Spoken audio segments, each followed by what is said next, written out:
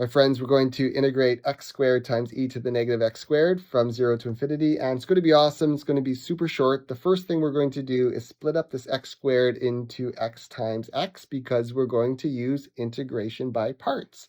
And we'll set u equal to x and then take the derivative so that du dx equals 1. Now dv is going to equal everything else in our integral.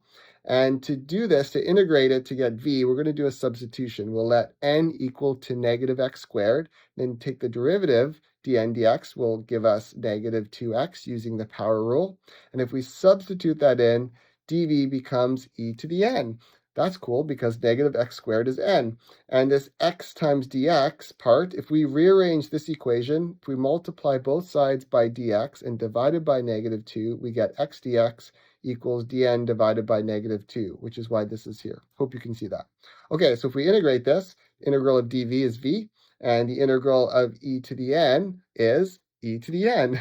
It's itself, and the negative 1/2 comes along for the ride.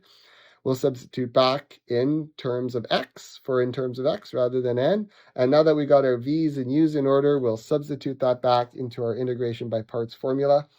Now, this u times v really needs to be evaluated at our two limits from 0 to infinity, but infinity is not a number that we can plug in. So we'll say it goes from 0 to b and then take the limit as b goes to infinity minus the integral of v du. Okay, so this u times v business becomes this. I yanked out the negative 1/2 just to clear things up.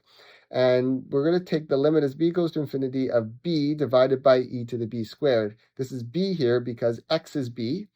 And when e to the negative x squared becomes b, we have e to the negative b squared, and the negative puts it in the denominator. Now, you might look at this right away and readily see that the denominator increases at a faster rate than the numerator as b goes to infinity. So this whole term has to go to 0. And I showed this in detail in another video, graphically and using L'Hopital's rule, which is kind of the more rigorous way of doing it, but essentially this is 0. Okay, so we have minus 0 over 1, which is also 0. So we just really need to deal with this integral. And this e to the negative x squared is a Gaussian function. It's its own beast. I've evaluated this integral in a variety of different ways. The shortest way is using polar coordinates. You can check that out if you need to. And its result is root pi over 2. So this whole term becomes root pi over 4 because we have the 1/2 here.